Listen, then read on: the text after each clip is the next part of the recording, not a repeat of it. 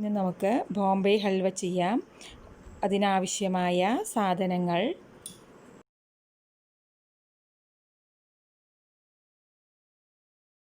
നമുക്കാദ്യം 1/2 cup കോൺഫ്ലോറിൽ 1/2 cup വെള്ളം ഒഴിച്ചു കൊടുത്ത് അത് നല്ലതുപോലെ കട്ടയില്ലാതെ മിക്സ് ചെയ്ത് എടുക്കാം.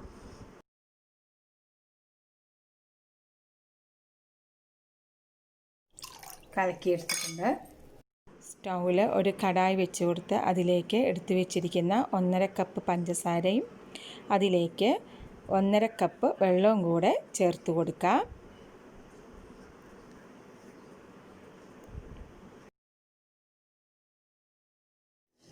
നമുക്കിത് ഇളക്കി കൊടുക്കാം. പഞ്ചസാര നല്ലതുപോലെ അലിഞ്ഞ് വരണം.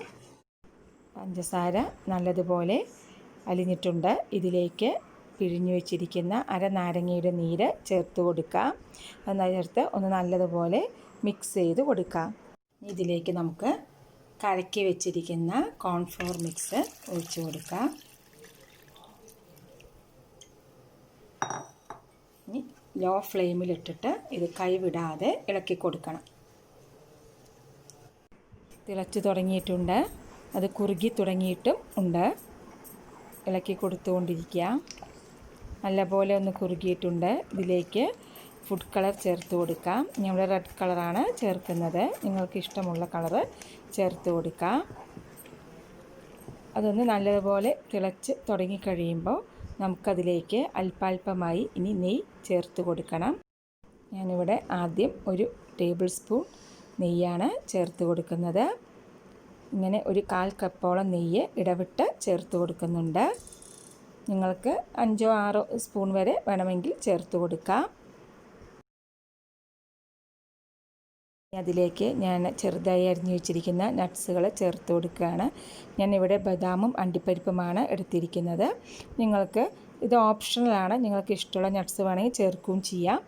അത് ചേർത്ത് നമുക്കൊന്ന് മിക്സ് ചെയ്ത് കൊടുക്കാം. വീണ്ടും 1 ടേബിൾ സ്പൂൺ നെയ്യ് കൂടെ ചേർത്ത് കൊടുക്കുകയാണ്. അത് നമുക്കൊന്ന് ഇളക്കി കൊടുക്കാം.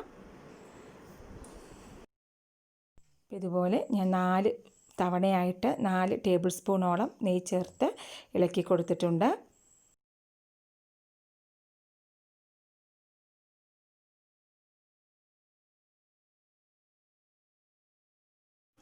ഇത് ഒഴിച്ച് വയ്ക്കാനുള്ള ട്രേ നമുക്ക് ഏത് പാത്രമാണോ അതൊന്ന് എണ്ണ തടവി വയ്ക്കാം. ഇവിടെ നെയ്യാണ് തടവി കൊടുക്കുന്നത്. ഇതിലേക്ക് ഞാൻ അല്പം വെളുത്ത എള്ള് ചേർത്ത് കൊടുക്കുകയാണ്. അത് ചേർത്തൊന്ന് മിക്സ് ചെയ്ത് കൊടുക്കാം. ഇതൊക്കെ ഓപ്ഷണലാണ്. ഏകദേശം ആവാനായിട്ടുണ്ട്.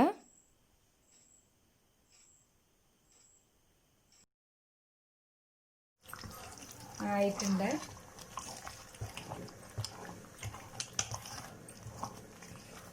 നമുക്കിത് സ്റ്റൗ ഓഫാക്കാം.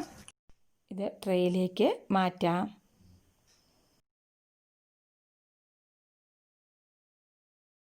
മുഴുവനായും ഒഴിച്ചു കൊടുത്തിട്ടുണ്ട്. ഇനി ഇതിലേക്ക് മുകളിലേക്ക് അല്പം ഭംഗിക്കായിട്ട് അല്പം കൂടെ വെള്ള എള്ള് ഇട്ട് കൊടുക്കുകയാണ്.